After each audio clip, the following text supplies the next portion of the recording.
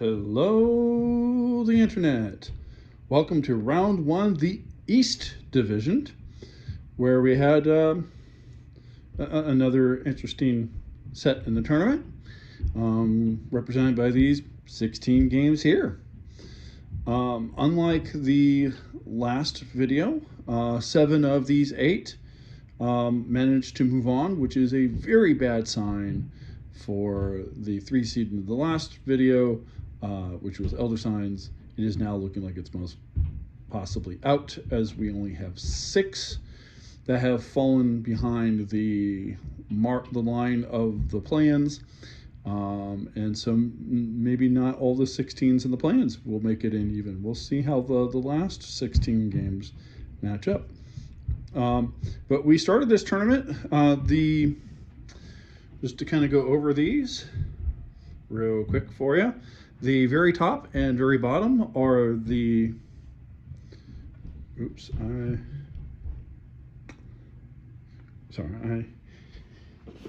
switched this. I didn't quite do it the way I wanted it to.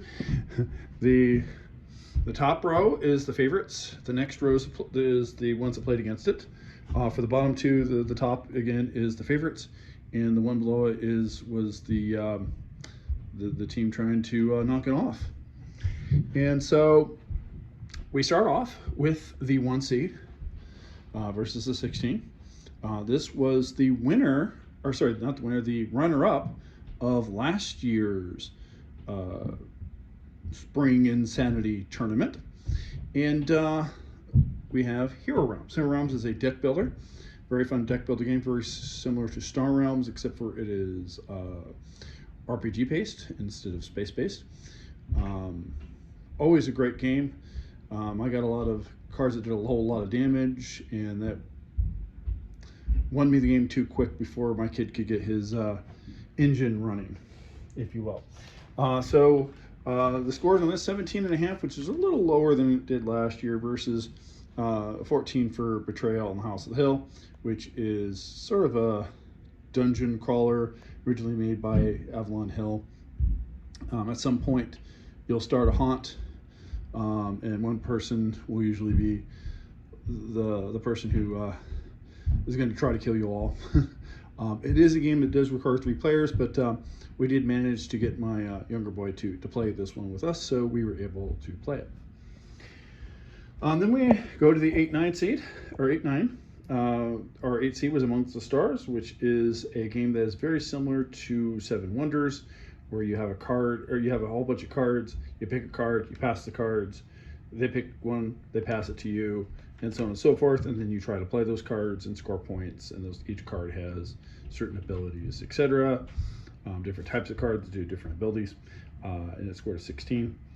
Versus High Bid, which is an much older game. It is one of those 3M bookshelf games.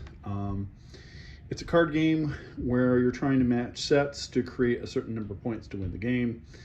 Our game went really quick. It's an okay game. Not a great one, but it's an okay game. And so it got a 15. So Amongst the Stars, moving on.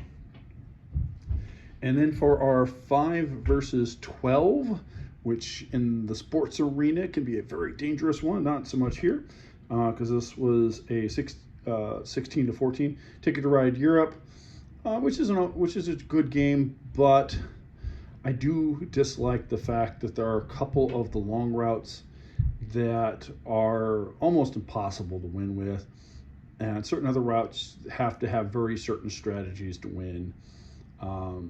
It makes it go down in my book a little bit, but it still scored a 16. It's a good game. Versus Tom Jockeys, which scored a 14. It's an interesting game. It has a twist. So usually games you're buying stuff with money, with currency. And this one you are too. And in the game, whoever has the most currency wins. But you're also using up time. You're time travelers, and you can spend a certain number of days in the past before you can no longer time travel anymore. And so it's a game of how much money can you get before you run out of time. And so you can run your opponent out of money, or you can run them out of time. If you run them out of time, then you can basically dictate the rest of the game and do whatever the heck you want, and they can't really do anything. And that's what happened and I ended up winning because of that. But it is definitely an interesting game with an interesting twist. That's a fun little game. But 16 to 14, Ticket to Ride Europe moves on. Our 4 versus 13 was EcoFlux versus Galaxy Defenders. Galaxy Defenders did a little bit better than it did last year. It scored a 15. It might be one of those games. Maybe it gets better each time. It's a decent game. It's sort of a dungeon crawler sort of like game, with you know, a continuing campaign. So it's like, you know, having a D&D game where the game is the GM, except for this one's more space based. It's a decent game. EcoFlux is one of those really fun, quick games you can play at the start of a game party while people are showing up. Very quick to play. Start of the game, there's only 2 rules. You draw a card, you play a card. And eventually the rules change because you can play rules. Eventually you come up with a way to win the game, and someone wins the game. Very quick game. Usually takes about 15 minutes. And it scored a 16.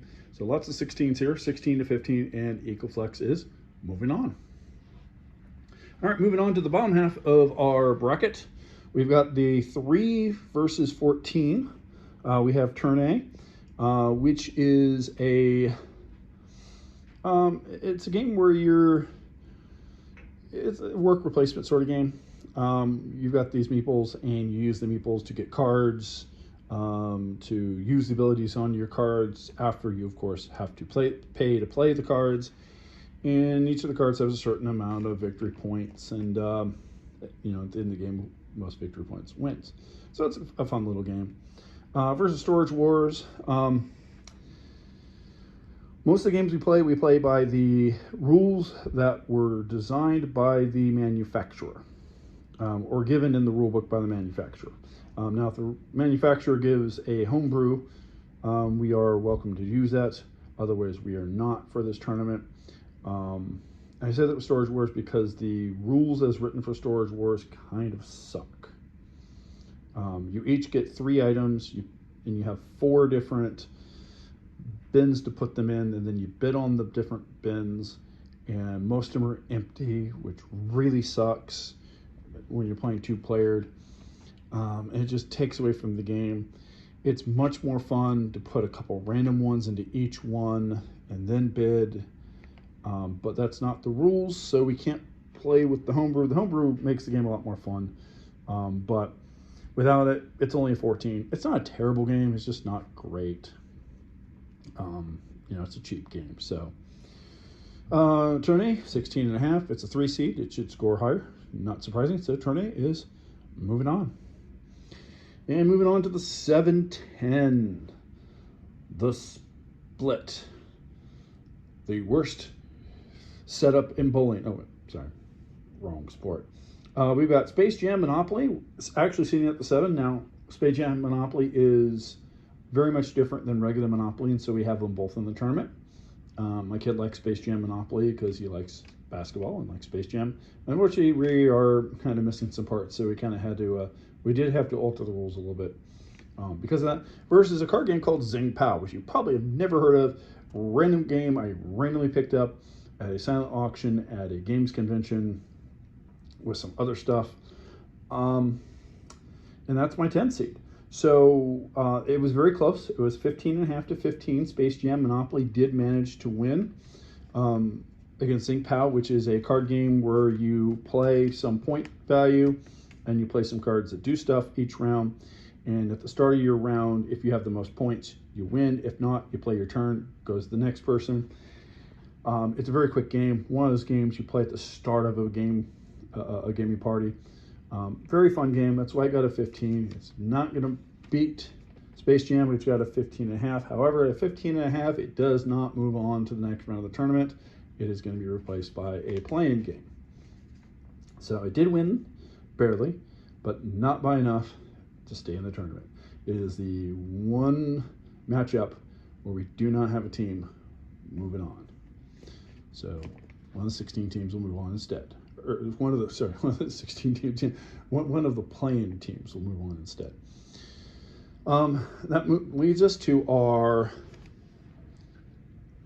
Oh, sorry. This was not the 7-10. This was the The next one's the 710, actually. This was the 611. 611, sorry. 611. So Space Jam's the 6, Zing Pow's the 11. If you're scratching your head going, wait, that doesn't seem right for the tournament. It should be 3 and 6. 3 and 6.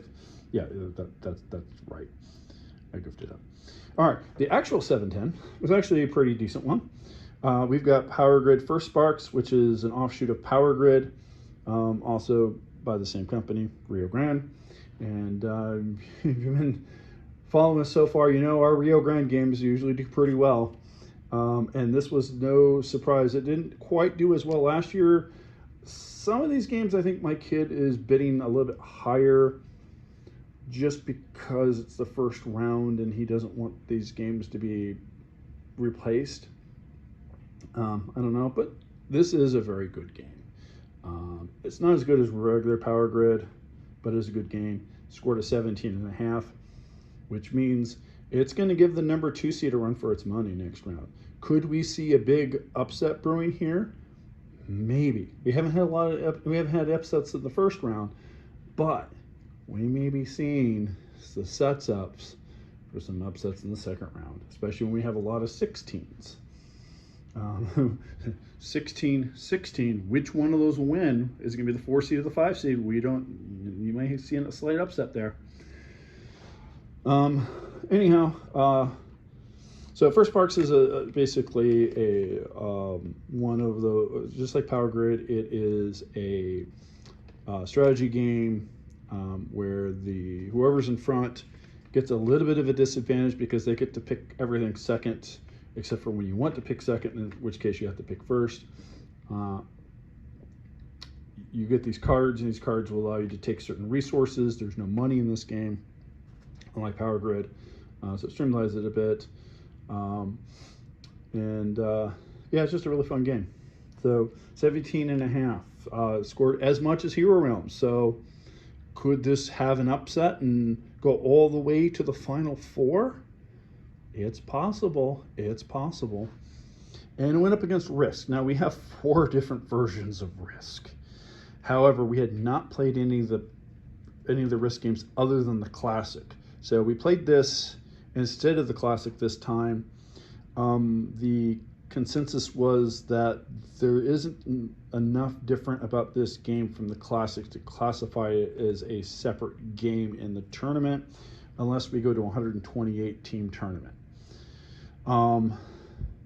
So it's a little bit different than the Classic Risk. You have these armies, you have a couple different spots, you have different cards, some extra cards.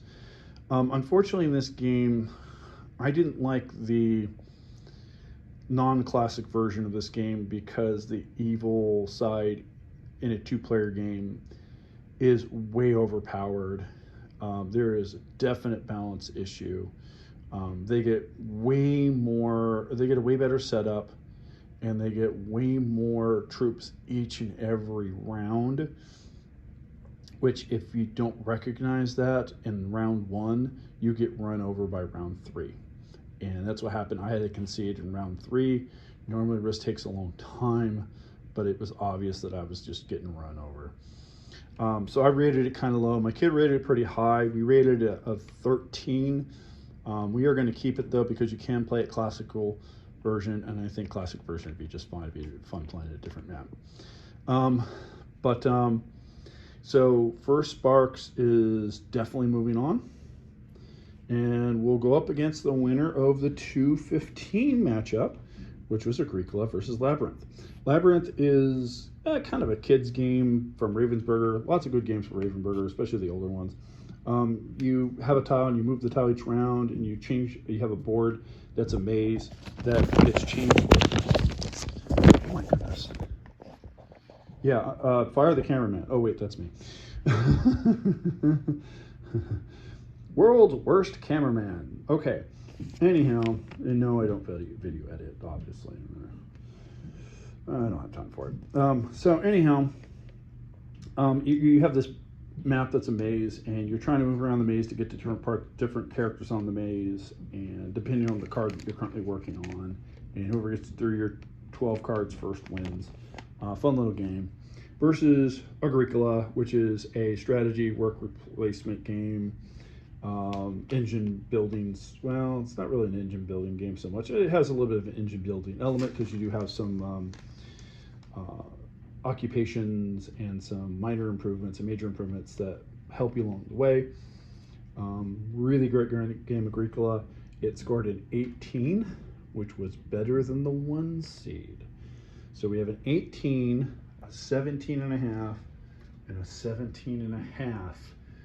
Could we see one of these two games here either upset the other? Could we see a 7 over a 2 next round, or could we see a 2 or 7 eventually overtake the 1? So we could have an upset brewing in the East Division. So stay tuned and see what happens in round 2. But we still have, of course, the South. The South is next. And stay tuned, because the number of teams that don't quite make it in the South will determine exactly which teams come in from the play-ins and where the play-ins go.